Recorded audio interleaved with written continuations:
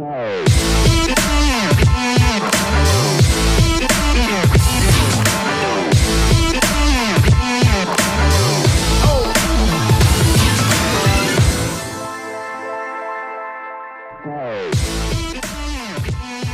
Saturday, football fans. Chris Schubert, Kyle Krabs, Joe Marino, the Money Down, presented by BetPrep here on the Draft Network YouTube channel. Gentlemen, we've made it to another Saturday. There is college football on the horizon. Super excited to get into these games. I went through my list of picks before the show, and there were some pre-show antics between the three of us. And if you know the three of us, you know that the pre-show antics are top tier. I couldn't find a loser on my list today, and I know that's bold, but I'm so confident in all of my picks this week. But see, that's, Joe, you give me that face. The process, right? You and I talk so much about the process. I feel my process was great this week, so I'm excited to talk about some of these games with you, gentlemen. Shall we start? Shall we get right into this? Did I miss the memo on the over-the-ear headphones today, or what? What's going on? You know what, Kyle? I'm glad you asked. It had been a rough 2 weeks for Team Schubert, right? Everyone who follows me over at hashtag Team Schubert. So you know what? New haircut. We changed the polo this week. We went from the in-ear. Desperation time in week 3. It is week 3. Okay. We got to change things up. So new haircut. We went over the ear instead of the in-ear. We have completely changed all of the things here to try to get some mojo, try to get some momentum for us this week. So, all right, let's get right into it here. A whole slate of games to get to. You know, we've got to go for 2 picks later on in the program, the bold bets, all that stuff that you can normally expect here on a weekly basis on the Money Down. First game up. This is easily the top tier game for us to talk about. Number 1 ranked Alabama, number 11 ranked Florida. Alabama favored by 14.5. You got an over-under with 60. And I think the big story, and I did a quick little check before the game. I typed up on the internet and put in Anthony Richardson's name into the Google machine. Saw a Yahoo Sports report. He's got an MRI pending this game today. Doesn't know if he's going to be able to be 100% ready to go. They expect him to, but there's an MRI pending. So that's something to keep an eye on in this game. Kyle, you look at this matchup, Alabama, Florida, where are you going in this one? Yeah, I wish I had some clarity on whether or not Anthony Richardson is playing or not, because if he's playing, I really like Florida's chance to put up a reasonable amount of points, and the 2 quarterback stuff can really be challenging. But with that unknown, I'm going to stay away from the line, and I'm going to bet the points. I'm taking the over in this contest. I think Alabama, they'll be good for probably 38, 42. I think Florida can at least, even if they don't have Anthony Richardson, put up enough points for us to hit this 60 threshold and get up over top of that. I'm taking the points over in this heavyweight SEC matchup. Joe, you look at this matchup, you look at Alabama and Florida. Are you with Kyle? Are you staying away from the points? Are you looking at the total? Where are you going in this one? You know, I think Alabama wins this football game, but will they cover? Will they cover 14.5? I don't know. I don't feel good about that. There's a good chance that they do, but what I feel best about in this game is the over hitting. These teams last year, when they hooked up in December, they combined to score 98 points. And I think both teams today are worse on defense than they were last year when they played. Yes. Florida is unsettled at corner opposite of Kaiir Elam. Linebacker Ventrell Miller's not going to be in this game. And I feel good that Alabama's going to score at least 40 points. They've topped 40 in 13 of their last 14 games. If Florida can get into the 20s, the over hits, that's what I like in this football game. I think we are all in agreement that the difference in this game for Florida is going to be the status of Anthony Richardson and how much he can impact what they do on offense. With his iffy status ahead of this football game, I just don't know if Florida is going to be able to do enough. I agree with everything that you guys said, but there is nothing about this Alabama team through the first couple games of the season that makes us think they're really all that different from what they were a year ago. I'm doing it, guys. You guys didn't want to go out on a limb. I'll do it. Lay the 14.5 with Alabama. This team continues to roll. No problem. 14.5. I think they win this game by 3 scores. Again, I don't know the status of the Florida quarterback situation, and even if he is healthy, how much can we expect from him on the Florida side of the ball? So I'll take Alabama minus the 14.5. Next game up for us to talk about, and we're going to keep this rapid fire. Lots of games to get to here on the show. Another matchup of 2 ranked opponents. We got Auburn. We got Penn State. We got Penn State favored by 5. We got a total at 52. Joe, I'll go to you here on this one. You look at this matchup. What do you like? Well, this is one of those lines that I think it originally came out and it was +6 for Auburn, and it's come down to 5. And had me thinking, what am I missing? What am I missing with Penn State for them to be favored by a fair amount in this football game? Are we putting that much stock in their really funky win over Wisconsin on the road? I like how Auburn matches up in this game. They got a really good pair of cornerbacks in Roger McCreary and Nehemiah Pritchett. I like the way Auburn has been running the football extremely well. We know Bo Nix is a competitor. I'm not his biggest fan, but I do like how he's a guy that plays tough. He's a competitive guy.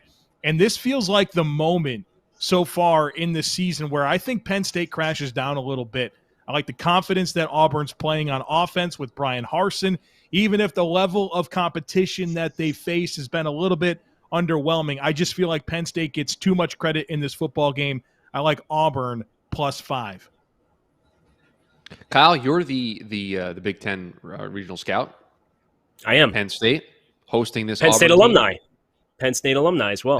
Penn State alumni, an important note to add to the setup for your pick here. Where are you going in this one? Well, the big thing that Penn State has going for them is they've got the whiteout and that environment of Happy Valley and all the fans and student section and how raucous they get, and it gets real loud. And they built that stadium literally straight up. So it gets really, really loud because everything is close together. It's not like it expands outward. But I came across this stat during research. Penn State is 6-6 in whiteout games against non-conference opponents, and they have not performed well against SEC competition under Coach James Franklin. So I agree with Joe wholeheartedly. I'm taking Auburn with the points to cover. I think this is going to be a really competitive game for all of the narrative around Bo Nix. Sean Clifford on the other side, I don't have a lot of trust in him either. I understand it's a home game for them, but I think Auburn with that SEC talent base is really set up well here to kind of startle Penn State and really make sure that this home field advantage is negligible at best, despite the atmosphere of the whiteout. So Joe and Kyle, same for both of the first two games. So I think they say great minds think alike, and I'm sure that's how you guys are feeling through the first two picks Correct. here. But I am going in a different direction on this football game. So consider this the first time that we are on opposite ends of the spectrum. I am taking Penn State in this football game, and I'm going to give the 5 points. Listen, I am not falling for the idea that Bo Nix is a thing again, right? I have fallen to this before, and I am not going to let 2 wins over 2 inferior opponents where this offense, listen, and I know all of the advanced numbers, all the analytics show how elite this Auburn team has been on both sides of the ball. I get it. I understand that. But you got to look at the opponents that they've played. Penn State's played a little bit tougher competition, the whiteout at home. And I got this stat for you since we're talking about all the research that we've done. Since 2018, Auburn 5-8 straight up in road games, 1-6 straight up on road games against ranked opponents. I think they go into Penn State. I think they struggle. I think this Penn State defense forces Bo Nix to make a lot of throws. That is not a recipe for an Auburn victory. Penn State wins this game by a touchdown.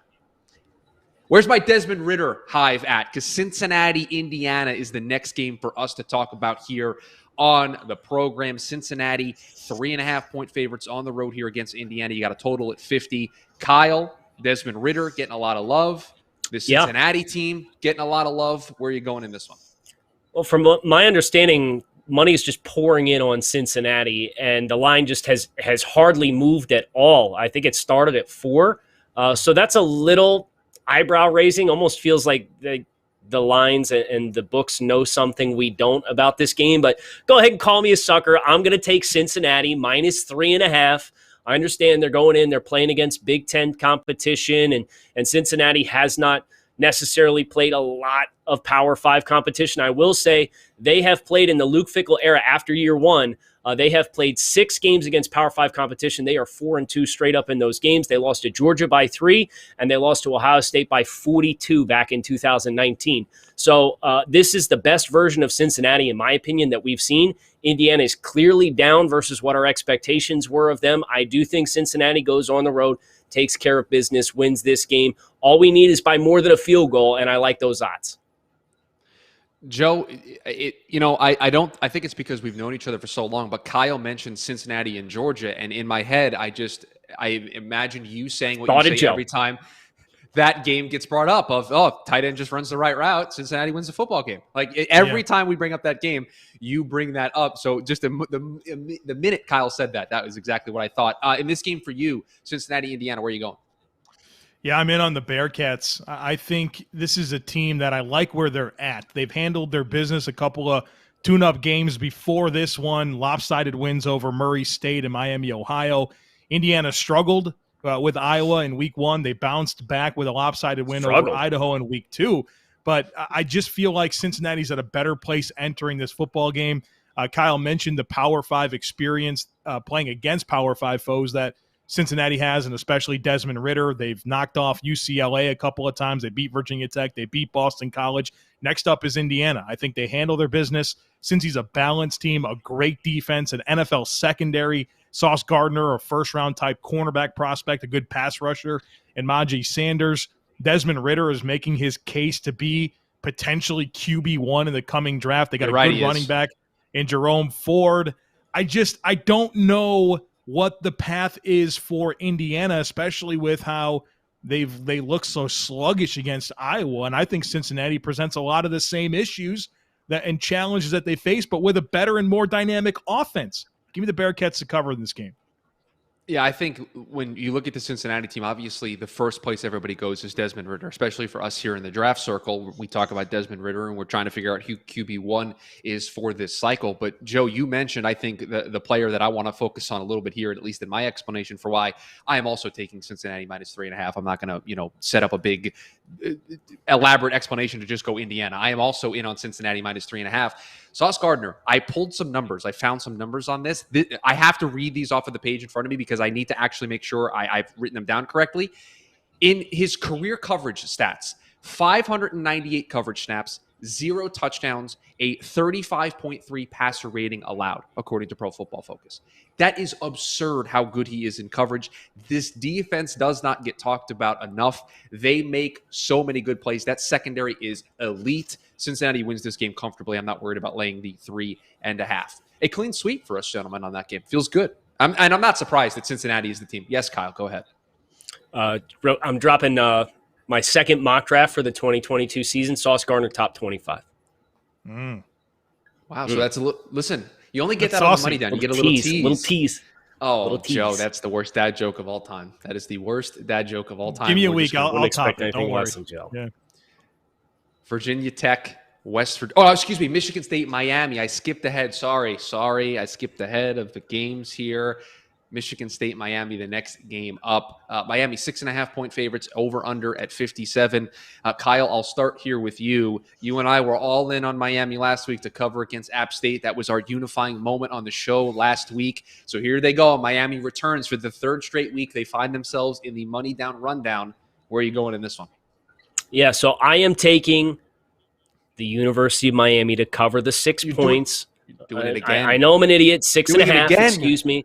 I am an idiot. I understand that. But I don't want to steal Joe's thunder. Joe had a phenomenal talking point. We talked on the phone and was like, hey, I'm kind of on the fence with this game. Sparty's showed out well. And Joe made a great point. Our entire expectation on Michigan State, they played Youngstown State last week. Our entire expectation is that they ran all over Northwestern, who was good last year.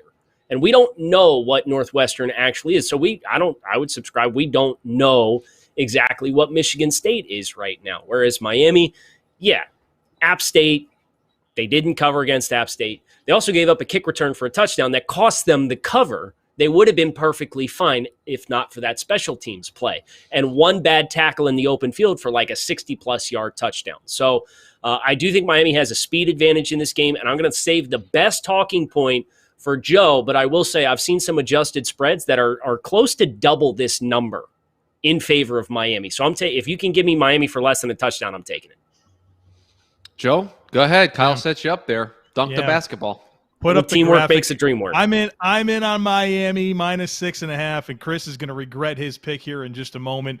Like Kyle said, there's not a whole lot that we're clinging to buy into Michigan State right now, and I like that Miami has had some tough games. They obviously got steamrolled by Alabama in week 1. That was probably a game that they will learn a lot from. I thought they played better against Appalachian State, even though the score was close. But I think those were two perfect get-right games for this Michigan State contest. Now, here's the X factor, Chris. This game is being played in South Florida at noon. It's going to be hot. These Michigan boys are in for some tough conditions to play in. They're going to wilt. They're going to wilt in the second half. Canes pull ahead, and Miami covers. There's no way those Michigan boys are going down to South Florida in that heat and can be able to compete for 60 minutes against a good Miami football team. Well, guys, that's exactly what they're going to do. Put up the graphic. Michigan State plus 6.5. You're not getting me to waver off of this selection. Are you kidding me? Well, if you're going to win on the road, well, I could, throw the production team, out to dry and be like, hey, I'm changing my pick, but I'm not going to do that. I'm going to take Michigan State plus the 6.5. And listen, if you want to win on the road, you know what you got to do? You got to be able to run the ball and you got to be able to play defense. And I agree. And I get everything that you guys are saying about the competition that Michigan State has played through the first 2 weeks of the season, but they have shown an ability to run the football at a top tier level here. And the one thing Miami has shown over these first two games, they are not able to stop the run. I think Michigan State controls the tempo in this football game. I think they run the ball, they keep it close, and they're able to keep this game within a touchdown. I don't know if they win the football game, but they keep it within a touchdown. This is a close game going into the fourth quarter. I will take Michigan State plus the 6.5. 5 days over the last 2 weeks, the weather's been over 80 degrees for the high in East Lansing. And I guarantee you it ain't 70% humidity like it is down there in Miami. Not afraid. Not afraid. Run the ball, play good defense, keep it within a touchdown. That's the recipe for success. Next game up, it was the game I tried to get to a little bit ahead of time. Virginia Tech, West Virginia. West Virginia, a 2-point favorite in this game. This line's moved a bunch here over the course of the week. The over-under 49.5. Joe, I'll go to you first on this one. Where are you going? Yeah, I like the Hokies in this game. I mean, they're coming alive as a football team, and I have not been a big fan of Justin Fuente and what's been going on with that program, but I'm starting to buy in a little bit. Winners of 3 in a row. They knocked off a really hot Virginia team at the end of last year in a rivalry game. A tremendous defensive performance in week 1 against North Carolina. They took care of Middle Tennessee State last week.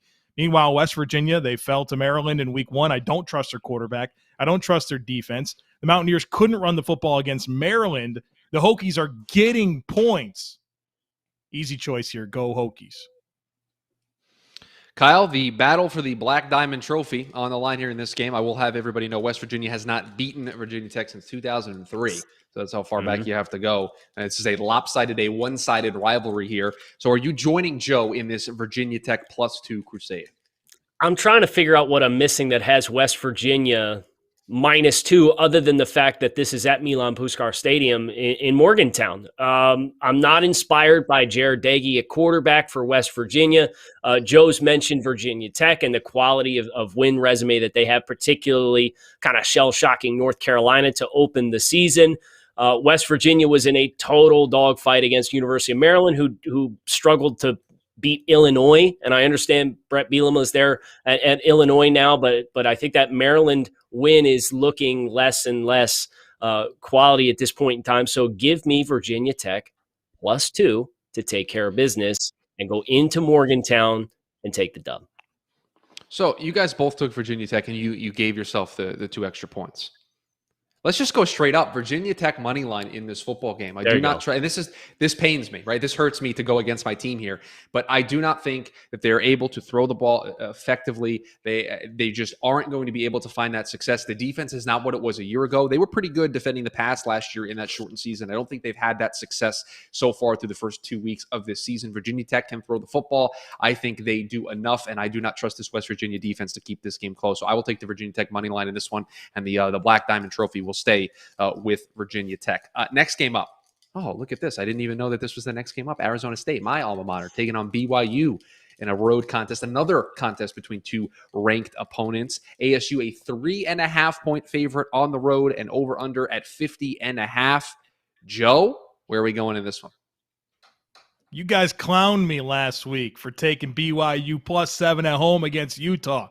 Well, the Sun Devils, they've looked good so far this season, but they have not been tested. Wins over Southern Utah and UNLV. Meanwhile, the Cougars, 2 Pac-12 wins already under their belt. Knocked off Arizona, knocked off Utah. The Cougs are at home. They're 5-1 against the spread in their last 6 games. Arizona State, they won those games, but they didn't cover. They didn't cover in either of their wins so far this season. BYU has shown that they can run the football. Arizona State last year struggled stopping the run, 183 yards per game. Cougars defense has been good this year. I like where BYU is at this point in the season, more so than ASU. They're ready for this game. Give me the Cougars at home with the points. Kyle, I pass the baton over to you. Please tell Joe why he's wrong. Please. I feel your hurt on the screen. Like Chris, you're permeating pain that Joe did not pick Arizona State. So I feel for you. Hurts. So here's what I'm going to do.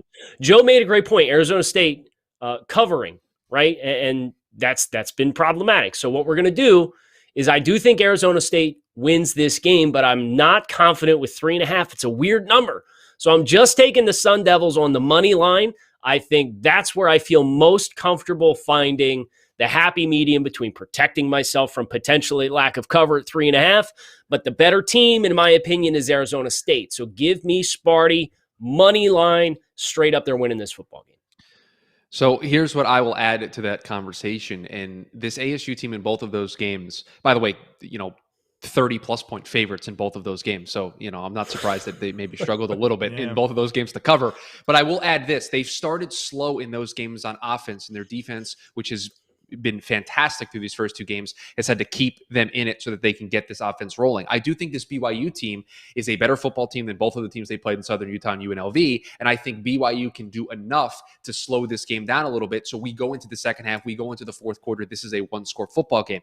And I agree with Kyle. If there's one thing we know about Herm Edwards, late in football games, listen, he knows he has to score points, but late fourth quarter, 6 minutes or less, they're going to run the football, they're going to keep it close, they're not going to take any chances. If this is a close football game, that 3.5 scares me a little bit, that this is a 27-24 game late or 31-28 game late. So I'm going to join Kyle in this one. ASU can run the ball so well. They can protect the quarterback. So if they run the football, protect the quarterback, let Jaden Daniels make just a couple of throws in this football game.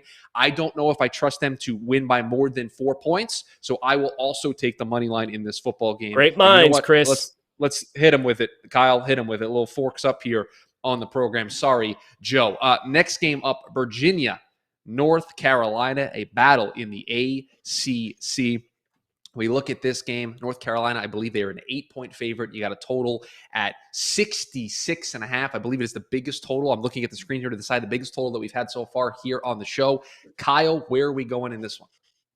Yeah, so North Carolina is laying 8 points. It's a large number. And we know North Carolina has some quality players on the roster, headlined by Sam Howell, who struggled against Virginia Tech to open the season. And as you can see on the game trends here, Virginia is 7-1 in their last 8 against the spread. North Carolina against Virginia, 1-5 against the spread. Virginia 0-5 on the road in the last 5 games.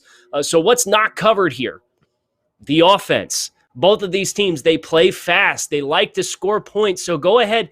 66.5 is a large number, but I am taking the over in this football game, betting on the tempo, betting on the familiarity. I think over cashes here. Always bet the over. I'm taking it here. Love to hear that. I'm not going to try to spoil my pick, but some similar analysis coming to you shortly. Joe, where are you going in this one? Virginia plus 8 is the play in this football game. Cavs won this game last year, 44-41. UNC at the time, number 14 in the country. Virginia was in a really slow start to the season last year. UNC not as good as they were last year. Virginia, a better football team than they were last year. The Cavs have won the last 4 in this series. Bronco Mendenhall knows how to knock off the Tar Heels. Mac Brown, North Carolina head coach, 3-9 all-time against Virginia. Oh, by the way, did I mention the Cavs are getting points? Brendan Armstrong, their quarterback, he's been playing extremely well so far to start this season. And I know that Sam Howell was on the other side of the football here. But he was awesome in this game last year. 443 passing yards, 4 touchdowns was not enough to beat Virginia. I think you'll have a tough time coming close to that production with a lesser supporting cast this year. And then here's another X factor. UNC has allowed 8 sacks so far in 2 games already this season. Noah Taylor, nice pass rusher there for the Hoos. I think that Virginia, I'm not sure why they're getting so many points. Maybe there's something I don't know here, but I like the Cavs to definitely come within the 8 that they're getting in this game. You know what, Joe? You mentioned how great Sam Howell played the last time these two teams met. That's why you take the over in this football game. And listen, Oh, look there at it this. is. North Carolina's offense, 16th in big play, 34th in line yards. That Virginia offense that we talked about, 5th in passing success, 3rd in big plays. These two offenses like to play with tempo. They're going to be up and down the field. They've had success in the early going. I love the over in this football game. I know it's a big number, the biggest number we've talked about on the show, 66.5. I am a little concerned that Kyle and I are on the same page on a game that normally doesn't have great success in the past. But the moment I saw this total, I was like, I like this with the way that these two offenses play. Chris, so give me the over. Chris, yes. Virginia is one of the best overplays you can have in the ACC. They've cashed 10 out of their last 13 overs against ACC competition. The odds are in our favor here. I think there's a pathway for everybody to win in this game, but it feels nice to be rooting exactly for the same thing as you. And the other thing too, Kyle, is we can root for our friend, right? We don't have to root against our friend Joe, right? Sure. Because there's a scenario where all of us win, and that would be like to beat him in the standings, but that's fair. That's fair. Leaderboard update coming to you later on here in the show as we get through all of these games. A couple more games to get to here in the first portion of the program, and this I won't lie, this is the game that gave me the most trouble. I tell you every week the game that sleep was lost trying to figure out what I was going to pick. This was the game. Purdue, Notre Dame. I did not have an idea of what I was going to do in this football game. Notre Dame, 7.5-point favorites, over under 59 points, 58 points. It's been at times. Joe, we look at this football game. Notre Dame, 7.5-point favorites. What's going down in this football game? Yeah, this is the one that made me nervous as well, Chris. And I'll tell you what, Notre Dame has not looked great. They're 2-0, but they squeaked by Florida State and Toledo. And then you have Purdue, who dismantled the UConn. They beat Oregon State by 9. And, this Boilermakers defense has been pretty good. And their offense has some potency with Jack Plummer and David Bell at wide receiver. But here's my hunch. My hunch is that this is the week that the Irish put it all together. They play their best game. They have a talent advantage in this football game. They're at home. And I think that the Irish, they have to start doing a better job with the eyeball test. And so for no other reason than I think this is the week that they put it all together and they have a talent advantage and they're at home. I think that they can handle this spread. Give me the Irish to cover the 7.5 points. Kyle, I think anytime Purdue gets mentioned, you are contractually obligated to talk about George Karlaftis. I feel like it's in your contract that you have to talk about him anytime Purdue gets mentioned. So I will pass it over to you, and you can fulfill that obligation. He's looking like the 2019 version of himself when he was a superb freshman that had 18.5 tackles for loss and was a really, really effective pass rusher. I agree with Joe that from top to bottom, Notre Dame does have a talent advantage in this game. I think they do win. But 7.5, I'm taking Purdue with the 7.5, and I was going to take Purdue at 7 before it moved to say, if they lose by a touchdown, I'll take the push. But the extra half point that's moved this morning, I feel really good about. Purdue, 4-1 against the spread in the last 5 games after they've covered. They are 20-8 against the spread in their last 28 games on the road. Meanwhile, Notre Dame, 1-5 at home against the spread in the last 6 games. There's a name brand value here that Notre Dame gets the benefit of the doubt more consistently than a lot of other programs. Joe talked about the eyeball test, how it's not very good for Notre Dame. I see no reason to think why that changes here. Purdue's capable of putting up points. Purdue plus 7.5. So we talk so much on the show and we make all of these picks, and this is now the 3rd week of us doing this, and all of us do a ton of research. We grab statistics. We do all of this stuff. But, Joe, the way that you talked about this Notre Dame team is exactly the way I felt when I was doing the research. I just feel like this is the week they put it together, right? And that's just a feeling. But they have Wisconsin next week. This team, if they're going to make a run for the college football playoff, it is a resume-based.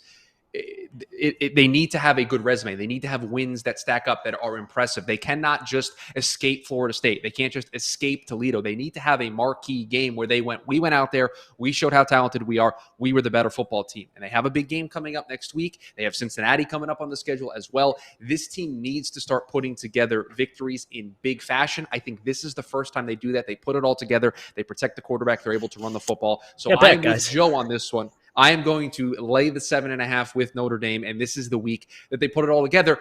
Raising my hand, knowing that, hey, listen, this is just a feel thing. This is a feel pick. And I'm okay with that. I'm feeling this one out. I think this is the week that Notre Dame puts it all together. Okay, we got one more game here in this portion of the program. Oklahoma State, Boise State, the last game for us to talk about here on the show. You got Boise State 3-point favorites at home. You have an over/under at 57. Kyle, where are we going in this one?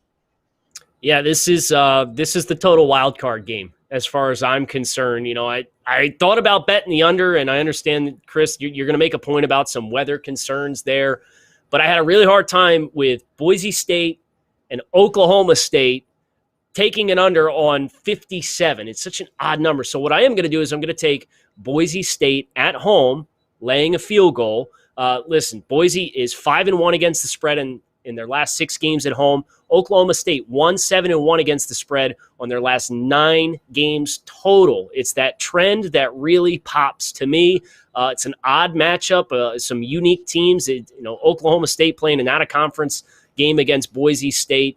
Kudos to booking the game. I think it'll be an interesting one, but I didn't really have anything that was pushing me one way or another, so I'm taking the home team laying the points. Joe, where you're going in this football game, and I'm just going to set up a tease here. Kyle, do me a favor. While Joe is talking, look up, type into the Google machine Boise weather and go to the AccuWeather.com forecast, and let me know what you see when you get over there. Joe, go ahead and make your pick. Kyle mentioned trends and numbers that stand out to him in this football game. I'm going Oklahoma State -3. Let me tell you the number that I'm clinging to. The Cowboys are 5-1 against the spread in its last 6 games as a road underdog. Spencer Sanders is healthy. They had a tune-up game last week. His dual threat ability, they present a lot of challenges for the Boise State defense.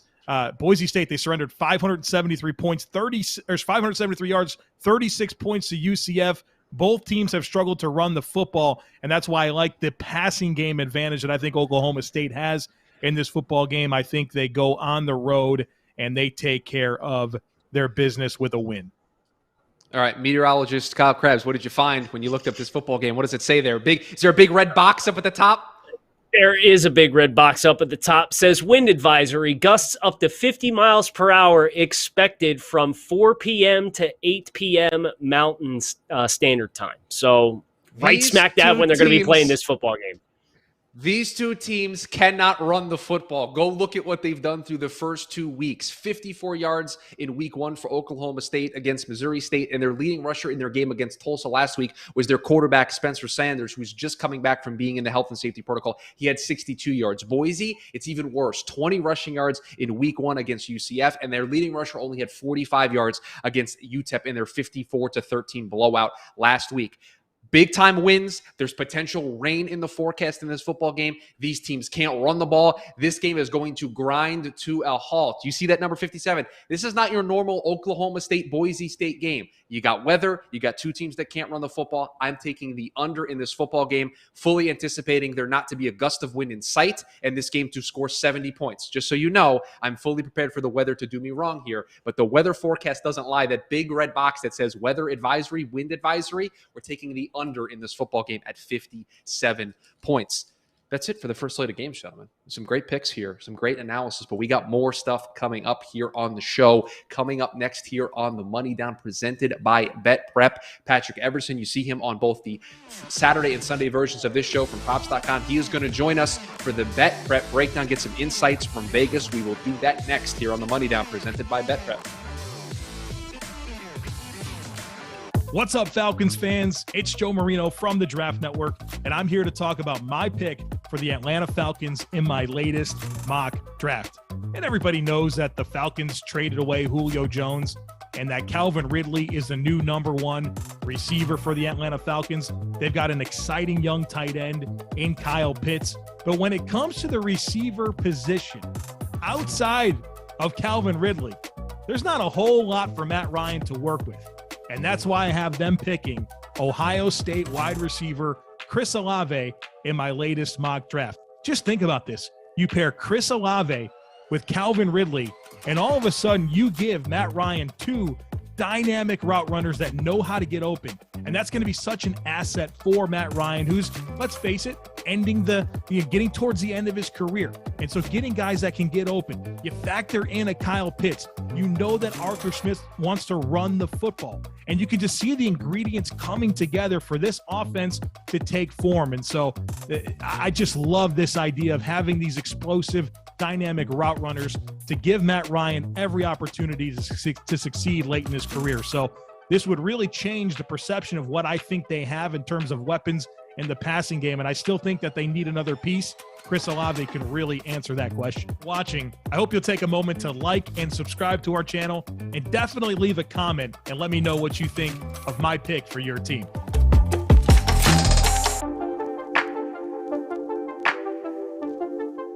Hey, college football fans, Jordan Reed here once again to talk about the MEAC and the SWAC East-West Shrine Bowl players of the week. And there was a lot of standout performances throughout week 2 of college football, but 2 players definitely stand out to me. And I'll start with the MEAC first. And Jacoby Durant, the cornerback from South Carolina State, who's seen as one of the best FCS players in all of the country coming into the season.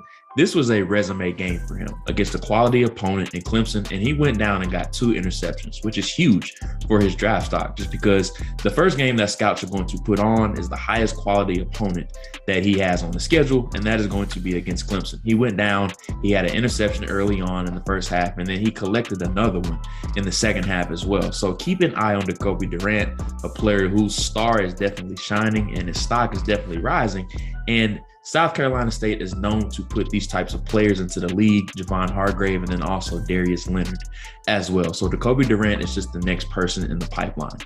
Now, moving on to the SWAC. There was a lot of standout performances in the SWAC this week, but I'm going to go to Florida A&M, and I'm going to go with wide receiver Xavier Smith. And Florida A&M transitioned from the MEAC to the SWAC this year, but his final year in the MEAC was one of the best of his career. A player that's worked his way up the totem pole his entire career with the Rattlers, a former walk-on. He led the MEAC in catches last year with 77, and then had just a shade under 1,200 receiving yards last year to go along with 11 touchdowns.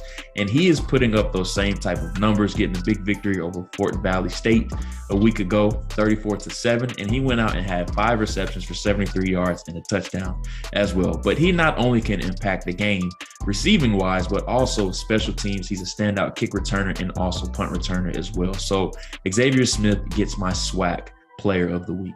And be sure to check out the Draft Network at the Draft Network on Twitter, also our Instagram at the Draft Network, and then subscribe to our YouTube channel as well. We have daily content going up as well as mock drafts. So be sure to tune into that.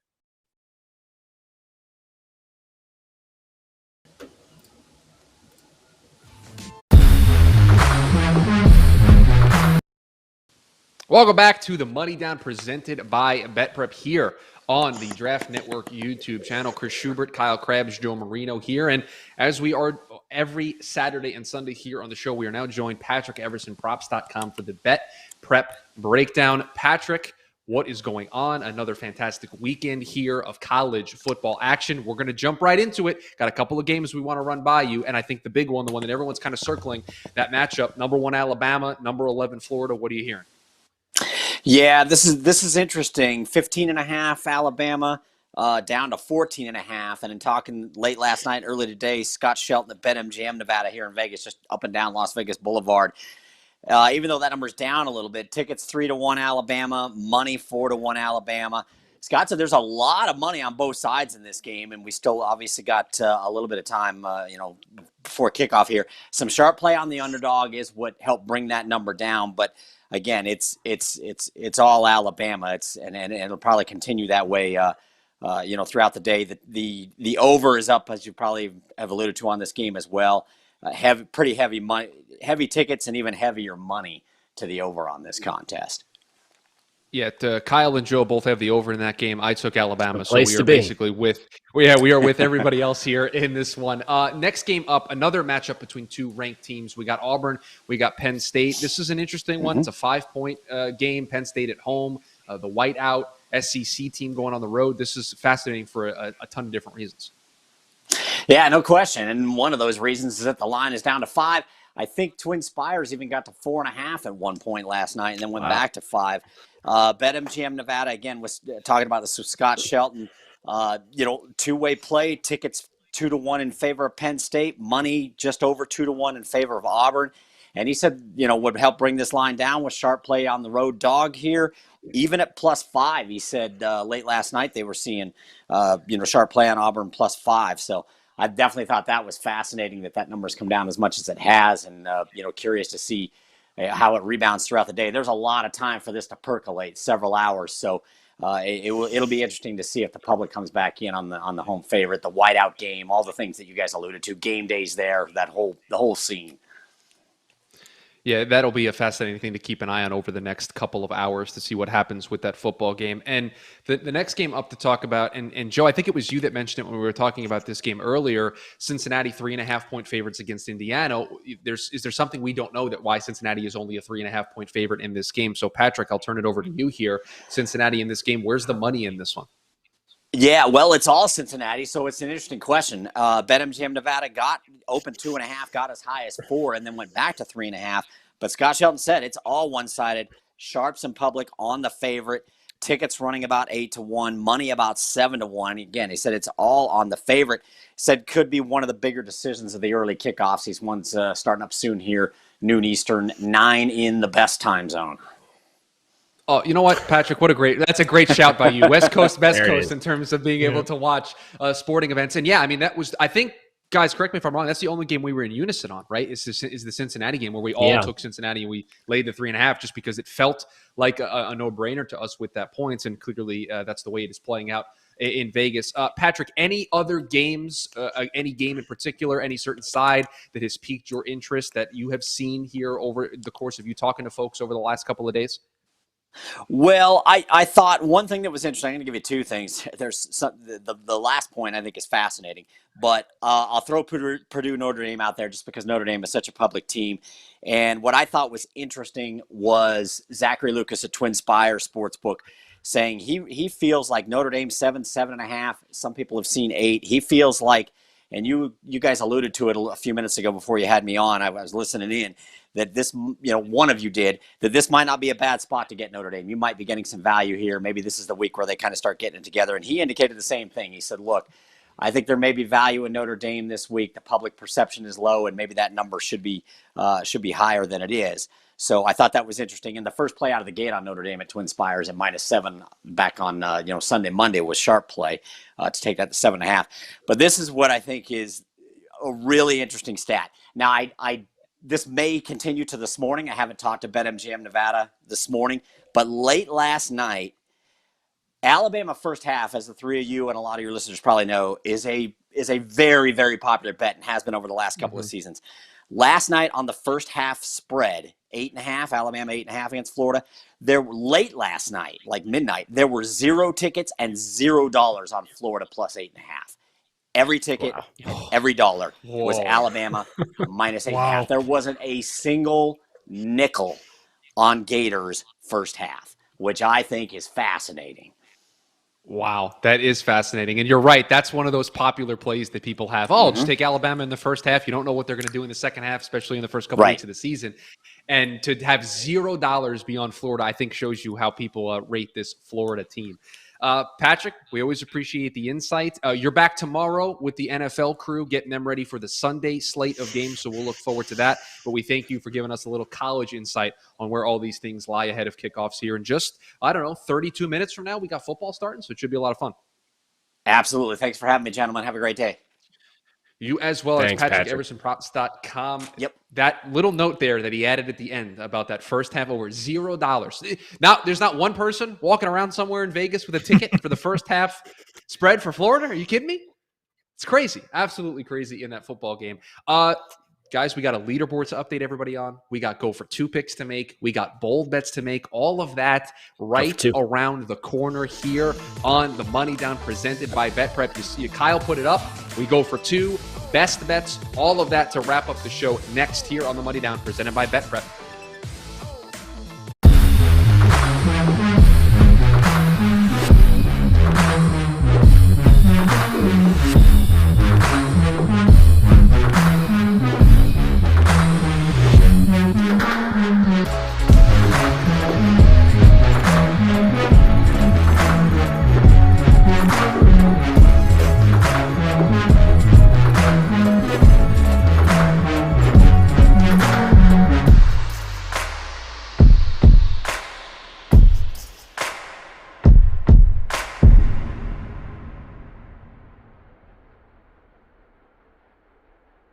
What's up, Titans fans? It's Joe Marino from the Draft Network, and I'm here to talk about my pick for the Tennessee Titans in my latest mock draft.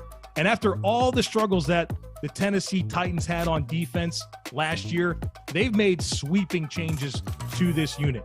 There's different players up front. There's different players in the secondary. But where they really didn't invest yet is at the linebacker position. And that's why I have them selecting Nakobe Dean, linebacker from Georgia, in my latest mock draft. And when you look at this current linebacker duo for the Tennessee Titans, they didn't pick up the fifth-year option on Rashaan Evans. Jayon Brown, he's in the last year of his contract. And so it's likely that either or both of them are off the roster after this season. The Tennessee Titans are likely to be back in this linebacker market early in the draft. And if they have a chance at a guy like Nakobe Dean, who can play in space, who can blitz, who can attack downhill and defend the run, he's urgent, he's a leader, he's the face, he's the vocal leader of this outstanding Georgia defense, this could be that last piece that the Tennessee Titans need to get their defense on track after it really limited the football team in 2020. Hopefully that's not the case in 2021, but I still think that there's investments to be made, particularly at the linebacker position. Thanks for watching. I hope you'll take a moment to like and subscribe to our channel, and definitely leave a comment and let me know what you think of my pick for your team.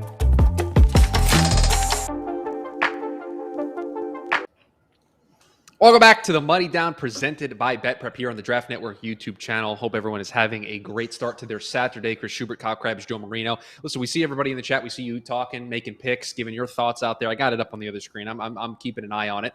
But it is that time. We got go for two picks, bold bets. But before we do that, we got the leaderboard.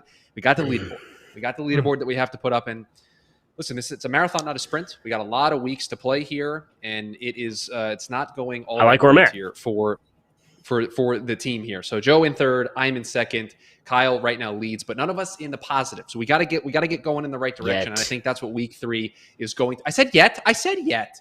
We are going to get moving in that direction this week. So it is time for the go for 2 plays of the week. These are the 2 unit bets. These are the ones that we are so confident in that we're like, you know what? Double down. Give me 2 units on this one. Joe, your first go for 2 play of the week. Yeah, my first go for 2 play is Washington, the Huskies, their team under of 37.5 against Arkansas State. Folks, I told you last week, this Washington offense stinks. They can't run it. They can't throw it. Jimmy Lake coaches very conservatively. They've scored a combined 17 points in their 2 games so far this season against Michigan and Montana. They're averaging 57.5 rushing yards per game. Arkansas State's defense is not great, but I don't think Washington can score 38 points on anybody. So give me the under for the Huskies in this football game today. Joe, before I go to Kyle for his go for 2 pick, can I tell the story Sure. of you and I yesterday? So yesterday, Kyle, I get a message from Joe, and he's like, hey, I'm trying to find a specific team total. I just want a team total. So I'm like, all right, Joe, what team is it? And he asked me the team, and I'm like, okay, this is where it is. This is the place you go. You find it. And I told him the number. I was like, here's the number. All caps. One message, free. The next message, money. All caps. I've never seen Joe more excited about a bet than he was when I told him what this team total under was at 37.5. So just a little story to show you how confident Joe is about this. It makes the go for 2 and the all caps free money. Kyle, where are you going this week in your first go for 2 pick? So I'm looking at in Winston-Salem, and Wake Forest is hosting Florida State after the debacle against Jacksonville State. And you know, I'm talking to Joe about this game. He's like, yeah, just be aware of Mackenzie Melton. Well, Mackenzie Melton played quarterback for Florida State last week, and they still managed to find a way to lose to Florida State. And in the aftermath of the loss, you hear it, the locker room's in shambles with Coach Mike Norvell and just the program at an all-time low. This line started at Wake giving a touchdown. It's down to Wake 4.5 at home. I've seen adjusted lines above 8 points. Florida State's in shambles, guys. I'm taking Wake Forest at home, laying 4.5.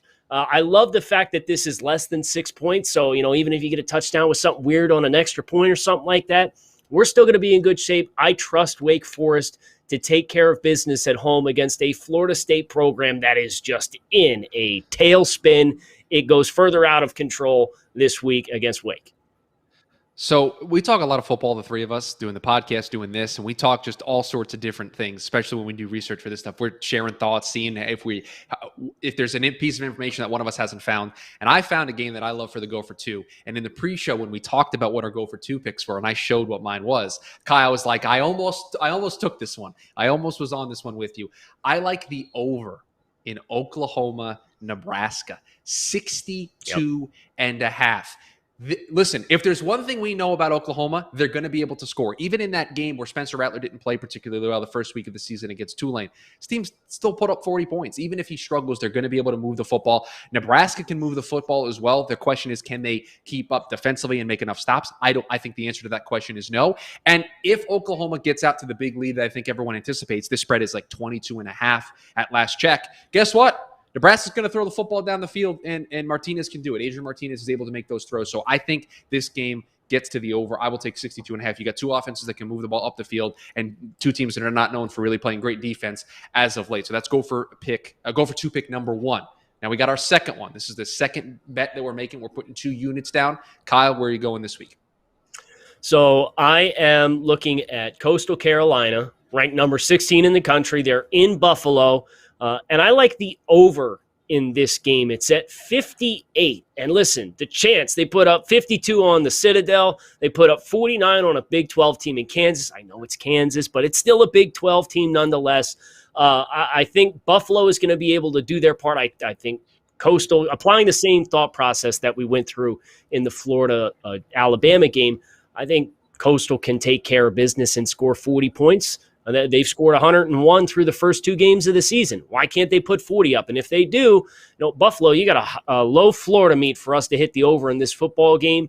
So give me the over. I'm betting big on Grayson McCall, the Coastal Carolina offense, to do some of the heavy lifting here against Buffalo. Give me the over. Kyle, I agree with your thought process on Coastal Carolina. I'm not with you on the over. I don't know how much Buffalo is going to be able to contribute. I have some concerns there. So my Go for Two bet of the week, I'm taking Coastal Carolina minus the 14 points on the road against Buffalo. This offense is extremely good. This team has become the new college football darling in so many different ways. They've kind of replaced the Boise States, the UCFs. They've become the new team. And this team, they are the best big play team in the country, 6th best in rushing success, 2nd best in passing success. Also, they finish drives well, 2nd in the nation in that regard. I have zero concerns about Coastal Carolina's ability to put up points. I do have a little bit of concern about Buffalo being able to put up points, so that's why I'll just take Coastal minus the 14 and move on with my week. Joe, your last Go for Two pick. Can I put another 2-unit bet on Washington not scoring 38 points ever this season? No, we're doubling down, but we're going to double down on Virginia, the Who's. They are not losing by again. He's doing it again. 9 points. He's doing it again. We're not paying attention to the Who's. They won the last 4 in this series. Mac Brown can't beat Virginia. Sam Howell played great last year. Wasn't enough. This Virginia team is better. Brennan Armstrong is hot. They're playing good defense in Virginia. Noah Taylor's a stud. I just don't see the path for Virginia getting blown out by North Carolina. I'm just concerned for you, my friend. You did this last week. You tripled down. You tripled down on a game. You put 2 units here. You put a unit in the earlier portion of the show. How many units did you come away with? 0. You lost all of them. All 3 of them were gone. I don't want you to do that again. I want you to succeed. It's too risky. I want you to stop doubting BYU. That has nothing to do with this specific pick here. I don't know why you brought that up. I feel good about it. And so, the consequences are real if you miss this, because then I missed 3 bets essentially. But I'm in on Virginia. First team that ever credentialed me for a college football game, the Cavaliers. Oh, that's what it is. That's what it is. Bias is what it is. Got it. Okay, good to know.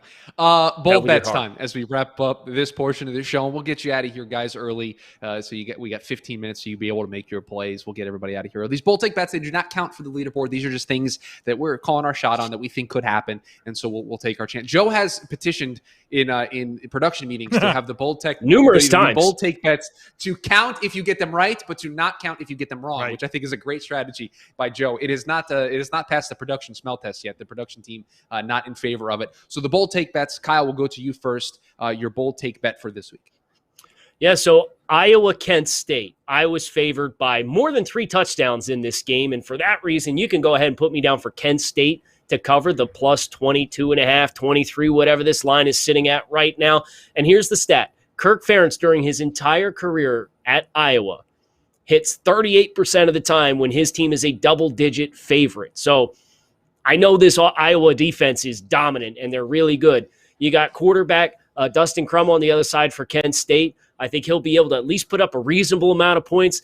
And I don't know if you guys saw Iowa's offense against Iowa State, but they can't move the ball with any consistency whatsoever. And I know they're going to have an advantage in the trenches and size against Kent State, but that 3+ touchdowns, that's a big number. So go ahead and put me down for Kent State to cover a massive spread in this contest, because the trends suggest Iowa's not going to take care of their business the way that they need to. Joe, bold take bet for the week. Yeah, I like this Charlotte 49ers football team going to Georgia State as a +5, right? They're not supposed to win this football game. I think they go win. They go beat Georgia State. Charlotte has been strong this season when it comes to time of possession. Meanwhile, Georgia State cannot sustain drives. They've struggled this year. They got blown out by North Carolina, got blown out by Army. Charlotte is a balanced football team on offense. They can run the football. They can throw it a little bit. Defensively, they're sound. They have a big win over Duke. They took care of Gardner-Webb last week, and I like their coach, Will Healy. He's doing a great job with this Charlotte program. I think it's a stepping stone for him. He's going to get a big-time job in due time and continuing to win football games and, going into situations where they're underdogs and going on the road and winning football games will help strengthen that resume. Will Healy and the Charlotte 49ers beat the Georgia State Panthers today. I actually fully anticipated that to just be the Virginia money line, just with the way that the show had been going. I just anticipated you to just continue down the trend of just picking them in every segment of the show. So surprised that you went somewhere different. My bold take bet for this week, I got the Memphis money line against Mississippi State, and I was burned by Mississippi State last week by taking NC State against them. I think this Memphis team offensively can keep up with Mississippi State, and so the question is, can they make enough stops? And it's not going to have to be a ton. They probably got to make 1 or 2 throughout the course of the game. Their offense can keep up. I think the defense makes enough stops, so I will make Memphis money line. I think they're plus 165, I think is where I got them at. So that is my bold take bet for the week. Guys, I think a much better slate of action today here in week 3 than we had in week 2. A couple of high-profile matchups between ranked opponents, some big-time matchups. You got an SEC team going up against a Big Ten team. A whiteout in Penn State should be a lot of fun. If you enjoyed the show, make sure you hit subscribe on the YouTube channel so you know when we're live all the time. We got the Money Down NFL version tomorrow. It's not these 3 gentlemen on the show, but you got Kelsey, you got Jamie, you got Brentley. They get you ready for an NFL slate of games tomorrow. So after you win all the games today because you followed our advice, make sure you come back tomorrow on Sunday to get you ready for the NFL slate. So for Kyle Krabs, Joe Marino, I'm Chris Schubert. Everybody enjoy week 3 of the college football action. We will talk to you next week.